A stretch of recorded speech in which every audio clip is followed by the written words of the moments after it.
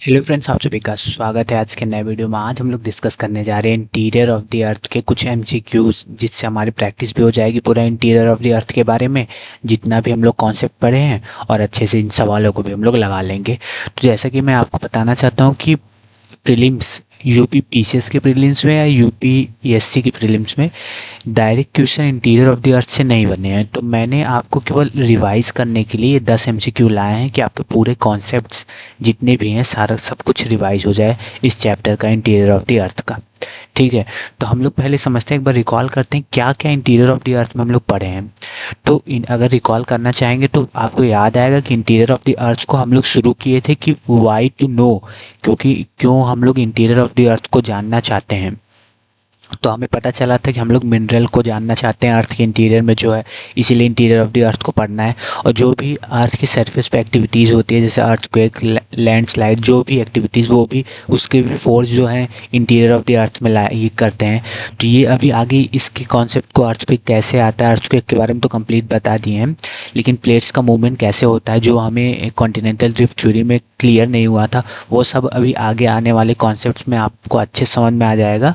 वो सब की ज़रूरत, उन सब फोर्सेस को जानने के बारे के लिए हमें इंटीरियर ऑफ द अर्थ को पढ़ना बहुत ज़रूरी था। तो वो हम लोग पढ़ चुके हैं। तो पहले हम लोग जाने क्यों जानना है इंटीरियर ऑफ द अर्थ को, वाई टू नो। फिर हम लोग जाने कैसे जाने, मतलब इंटीरियर ऑफ द अर्थ को जानने के लिए क्या क्या पहले ज़रूरत है। तो सोर्सेज टू नो, मतलब कौन कौन से सोर्सेज हैं, उसमें हम लोग डायरेक्ट सोर्सेज और इनडायरेक्ट सोर्सेज के बारे में पढ़े। फिर उसके बाद हम लोग structure of the interior of the अर्थ को अच्छे से पढ़े। तो ये 3 टॉपिक जो था इंटीरियर ऑफ द अर्थ में हम लोग पूरी अच्छे तरीके से कंप्लीट किए हैं। कोई भी दिक्कत होगा ज़रूर कमेंट करके बताइएगा आप लोग। तो चलिए आज के वीडियो को शुरू करते हैं। ये जो 10 एमसीक्यू है उसको सॉल्व करने की कोशिश करते हैं। ठीक है, तो पहला एमसीक्यू कह रहा है कि which of one of the following statement regarding the earth crust is correct. मतलब अर्थ क्रस्ट से रिलेटेड कौन सा इसमें फॉलोइंग स्टेटमेंट करेक्ट है, ये हमें बताना है। पहला स्टेटमेंट क्या कह रहा है कि continental crust is thinner than oceanic crust. जैसे कि आपको आज से इससे पहले वाली वीडियो में बताया गया है कि कॉन्टिनेंटल क्रस्ट जो होता है वो ओशियनिक क्रस्ट ठीक होता है, ना कि थिन। पहला ये गलत है, इसका मतलब स्टेटमेंट। इसमें पूछ रहा है कौन सा करेक्ट है। दूसरा बोल रहा है oceanic crust is mainly composed of granite. क्या ओशियनिक क्रस्ट ग्रेनाइट से बना होता है? कंपोज्ड मतलब ग्रेनाइट उसमें होता है? नहीं, बेसाल्टिक रॉक से बना होता है ओशियनिक क्रस्ट। दूसरा भी गलत। अब बोल रहा है तीसरा कि oceanic crust is the denser then the continental crust. चलिए इस पे सोचते हैं, क्या पता यही सही हो। नीचे वाला पढ़ लेते हैं, the continental crust is mainly composed basaltic rock. नहीं, कॉन्टिनेंटल क्रस्ट के अंदर ग्रेनाइटिक रॉक होता है और ओशियनिक क्रस्ट के अंदर बेसाल्टिक रॉक होता है। इसी के कारण ग्रेनाइट थोड़ा सा थिन होता है, सॉरी अरे उसकी डेंसिटी कम होती है ग्रेनाइट की, और बेसाल्ट रॉक की जो होती है वो डेंसिटी ज़्यादा होती है। इसलिए जो सी वाला ऑप्शन है कि ओशियनिक क्रस्ट ज़्यादा डेंसर होगा किससे, कॉन्टिनेंटल क्रस्ट से, यही इसका करेक्ट आंसर है। ये आप लोग याद कर लिए कि जो कॉन्टिनेंटल क्रस्ट है ये लेस डेंसर होता है, कम डेंसिटी इसकी होती है, क्योंकि ये ग्रेनाइटिक रॉक से बना होता है। और जो ओशियनिक क्रस्ट है ये बेसाल्टिक और गैब्रो रॉक से बना होता है, इसीलिए इसकी डेंसिटी ज़्यादा होती है। तो आई होप आपको समझ में आया होगा ये। ठीक है, दूसरे प्रश्न पे चलते हैं, दूसरे क्वेश्चन पे चलते हैं। तो which of the following pairs are correctly या इज करेक्टली मैच्ड। इसमें से कौन सा फॉलोइंग पेयर है जो करेक्टली मैच हुआ है। तो आपको हमने डिसकॉन्टिन्यूटी के बारे में बताया था कि एक लेयर से दूसरे लेयर में हम जब अर्थ के इंटीरियर में जाते हैं तो उसको बोलते हैं ट्रांजिशन जोन या डिसकॉन्टिन्यूटी। इससे पहले वाली वीडियोज़ में हम लोग आपको पिक्चर द्वारा समझाया गया था। एक बार और आप लोग पिक्चर देख लिए अगर देखना चाहते हैं तो। पिक्चर ये देखिए, हम लोग बात कर रहे थे Conrad discontinuity, Mohorovicic discontinuity, Repetti discontinuity, Gutenberg discontinuity, Lehmann discontinuity. अब क्वेश्चन क्या पूछ रहा है उसको पहले हम लोग देख लेते हैं कि क्वेश्चन पूछ क्या रहा है। तो क्वेश्चन जो पूछ रहा है कि ये डिसकॉन्टिन्यूटी एक तरफ दी है और एक तरफ दी है सेपरेट, मतलब कौन कौन से लेयर्स को सेपरेट करता है। तो जो कॉनरैड डिसकॉन्टिन्यूटी है वो अपर क्रस्ट और लोअर क्रस्ट को बीच में पाया जाता है, सेपरेट करता है अपर क्रस्ट। बिल्कुल, ये एकदम करेक्ट है कि अपर क्रस्ट और लोअर क्रस्ट को सेपरेट करने का जो बीच का इन बिटवीन जो डिसकॉन्टिन्यूटी पाया जाता है वो कॉनरैड डिसकॉन्टिन्यूटी ही है। और मोहो डिसकॉन्टिन्यूटी या मोहोरोविक डिसकॉन्टिन्यूटी बोल रहे हैं तो वो क्रस्ट एंड मेंटल मान सकते हैं। चलिए, लेकिन अगर स्पेसिफिक बोलना हो तो इसको ऐसे बोल सकते हैं कि लोअर क्रस्ट और अपर मेंटल। कोई डिवाइड करने वाली जो डिसकॉन्टिन्यूटी होती है वो मोहर डिसकॉन्टिन्यूटी होती है। गुटेनबर्ग डिसकॉन्टिन्यूटी क्या होती है एक बार देख लेते हैं हम लोग। गुटेनबर्ग डिसकॉन्टिन्यूटी क्या है? तो गुटेनबर्ग डिसकॉन्टिन्यूटी यहाँ पाई जाती है। तो ये हमारा आउटर कोर है, ये पूरा हमारा मेंटल है। तो मेंटल मतलब लोअर मेंटल या आउटर कोर को डिवाइड करने वाली जो डिसकॉन्टिन्यूटी है वो हमारी गुटेनबर्ग। तो आउटर कोर और इनर कोर ये गलत है हमारा। तो ये दोनों मान सकते हैं सही होगा। क्रस्ट और मेंटल ही अगर स्पेसिफिक ना भी दिया हो तो कोई दिक्कत नहीं है, क्रस्ट और मेंटल तो दिया है ना। तो फर्स्ट एंड सेकंड करेक्ट पूछ रहा है कि इसमें से कौन सा करेक्ट है। तो B is the correct answer, पहला और दूसरा करेक्ट है, क्योंकि गुटेनबर्ग डिसकॉन्टिन्यूटी ये आउटर कोर और वो क्या बोलते हैं लोअर मेंटल को डिवाइड करता है, ना कि इनर कोर और आउटर कोर को। ठीक है, तो आशा करता हूँ ये भी समझ में आया होगा आपको। तीसरा क्वेश्चन की तरफ चलते हैं। तो in the study of the earth interior which one of the following provides direct evidence, यानी कि डायरेक्ट एविडेंस, जैसे कि हम लोग बताया कि आप सोर्सेज, हम लोग डायरेक्ट सोर्सेज पढ़े थे या एविडेंस बोले या इनडायरेक्ट सोर्सेज, तो वही पूछ रहा है कि इसमें से कौन सा प्रोवाइड करता है हमें डायरेक्ट एविडेंसेस। तो हम लोग माइनिंग एंड ड्रिलिंग पढ़े थे डायरेक्ट सोर्सेज में, और पढ़े थे वॉल्केनिक इरप्शन। तो सिस्मिक वेव ये हम लोग पढ़े इनडायरेक्ट सोर्सेज में। ग्रेविटी मेजरमेंट, ग्रेविटी एनॉमलीज हम लोग पढ़े इनडायरेक्ट सोर्सेज में। जियो मैग्नेटिक स्टडी यानी कि मैग्नेटिक फील्ड के बारे में, मैग्नेटिक स्टडीज़ के बारे में, कैसे हम लोग इंटीरियर ऑफ द अर्थ के बारे में उससे जानते हैं, वो हम लोग पढ़े इनडायरेक्ट सोर्सेज में। हम लोग डायरेक्ट सोर्सेज में वॉल्केनिक इरप्शन पढ़े। तो इसका करेक्ट आंसर क्या होगा? B is the correct answer. ठीक है, इसका करेक्ट आंसर बी होगा। चलिए चौथे प्रश्न में चलते हैं कि which of the following statement is are correct regarding the composition of the earth core, यानी अर्थ कोर से रिलेटेड कौन सा स्टेटमेंट इसमें करेक्ट है उसके बारे में हम लोग को जानना है। तो ऑप्शंस पढ़ते हैं कि it is mainly composed of iron and निकल, ये मेनली आयरन और निकल कंपोज करता है, मतलब आयरन और निकल से बना होता है। कल ही आपको बताया गया है कि जो अर्थ कोर है वो मेनली आयरन एंड निकल से बनता है, इसीलिए अर्थ कोर का जो मतलब कोर जो दोनों कोर है आउटर कोर और इनर कोर दोनों को मिला के नाइफ लेयर बोलते हैं, बेरिस्फीयर भी इसी को बोलते हैं। ठीक है, तो आयरन और निकल से तो वो बना होता है। It has lower density than the mental, क्या मेंटल से उसकी लोअर डेंसिटी होती है? ऐसा कुछ नहीं होता। आपको पहले ही लेक्चर में बताया होगा पहले या दूसरे लेक्चर में, कि जैसे जैसे अर्थ के इंटीरियर में हम लोग जाते हैं डेंसिटी, प्रेशर, टेम्परेचर तीनों इंक्रीज होता है। क्यों इंक्रीज होता है वो आपको वीडियोज़ में पता चला होगा, आशा करता हूँ कि आपको याद भी होगा।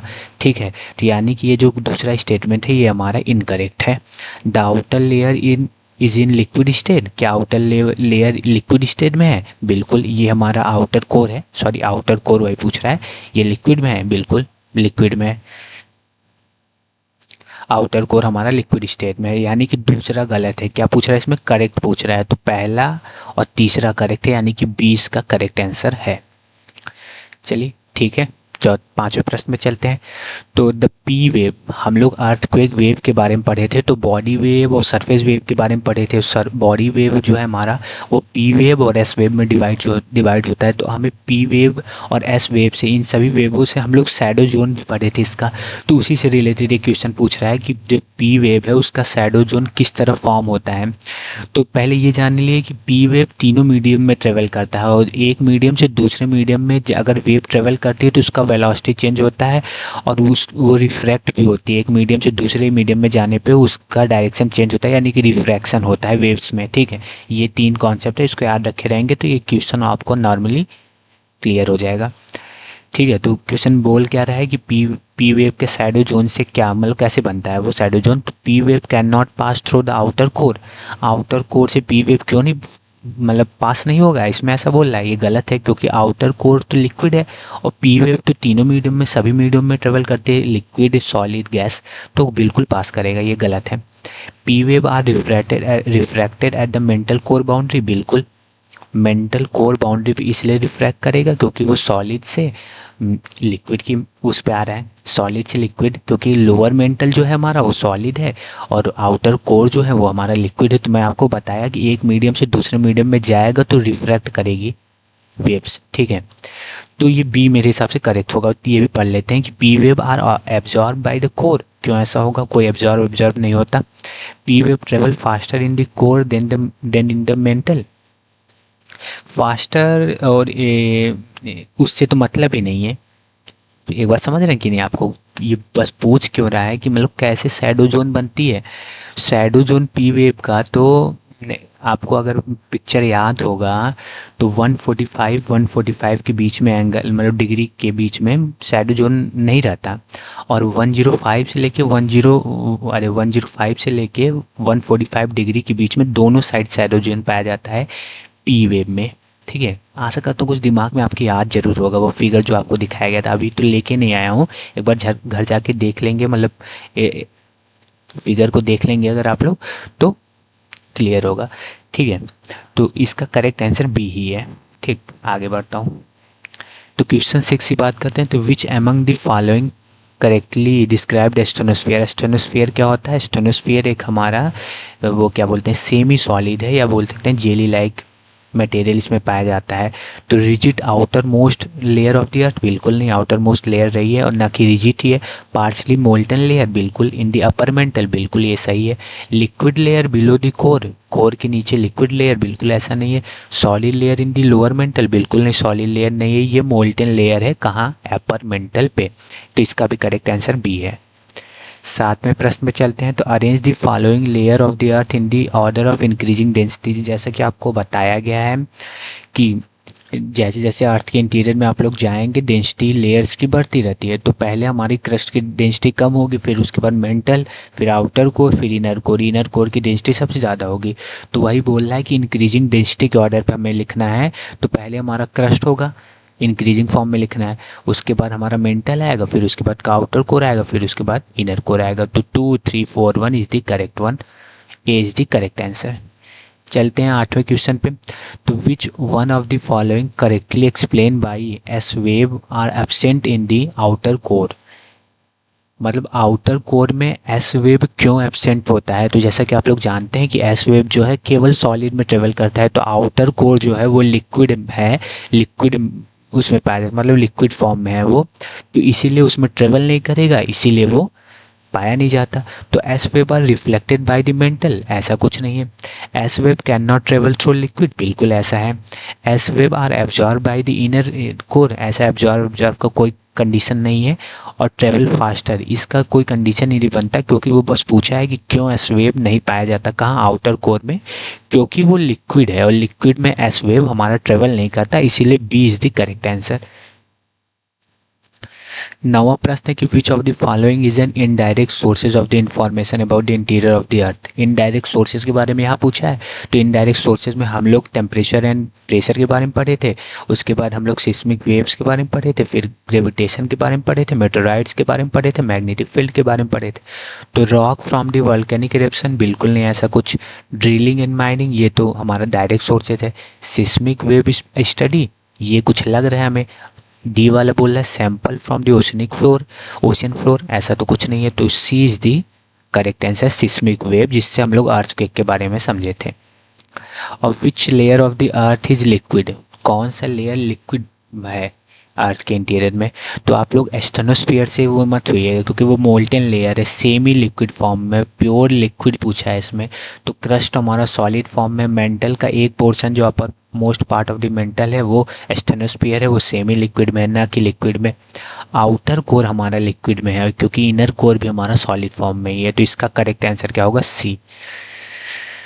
तो ये रहा फिगर, एक बार अगर आप लोग और देखना चाहते हैं तो देख सकते हैं। क्रस्ट को 2 पार्टों में डिवाइड किया गया है, कॉन्टिनेंटल क्रस्ट, ओशनिक क्रस्ट। फिर उसके बाद upper most part of the mental में एक अपर जो पार्ट है उसको सॉलिड है, और लोअर पार्ट है जो अपर मोस्ट मेंटल में वो एस्ट्रोनोस्फीयर है, जो सेमी सॉलिड है।